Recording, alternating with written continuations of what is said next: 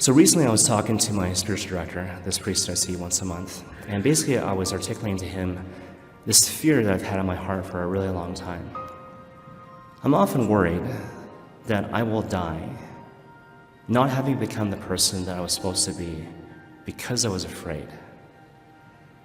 And I think about that all the time. Initially he was like, tell me about it. And he caught himself and he was a little more serious. And he said, well, here's the thing, Eric. Like, the older I get, and the more I realize how I'm supposed to live, who I should have been, how I should have loved, there are times where I wish, gosh, I wish I had more time. I wish I had another 50, 100 years. And when I read the lives of the saints, a lot of times I think that too.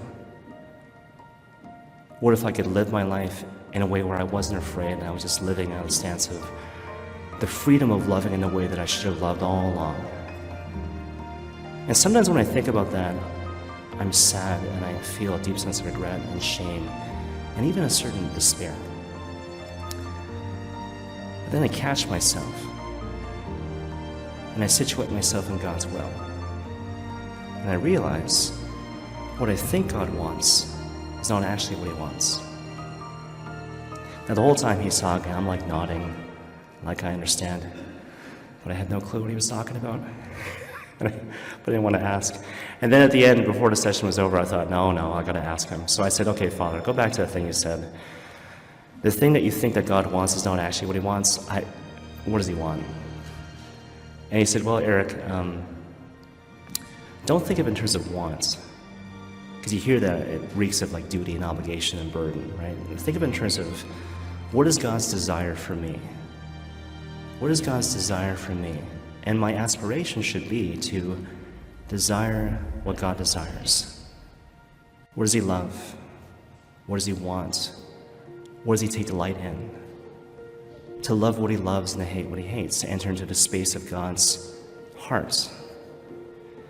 Now, the particular answer to that question, what does God desire for you, that's something you need to take to prayer and a constant, ongoing mode of discernment. And you'll discover that unfolding as you live your life, incrementally speaking. But I gotta tell you for myself, after hearing that, I took it immediately to prayer. And what came to mind was this. A lot of things that you think that you need, you don't need it. A lot of things you think you want, you actually don't want it. And all those things you're afraid of, they amount to nothing.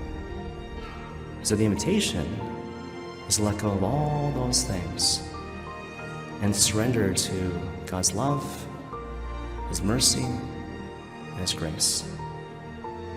Now when you hear that, depending on where your heart is, you might think, well, that sounds like a really bad deal. Because it sounds like I'm giving up everything in favor of what? Like nothing? Like the abyss? But therein lies the great gamble of faith, right? It's only when I let go of my useless strivings and the vanity of life and the toil of my worries that I discover that God was always enough and I was acceptable all along.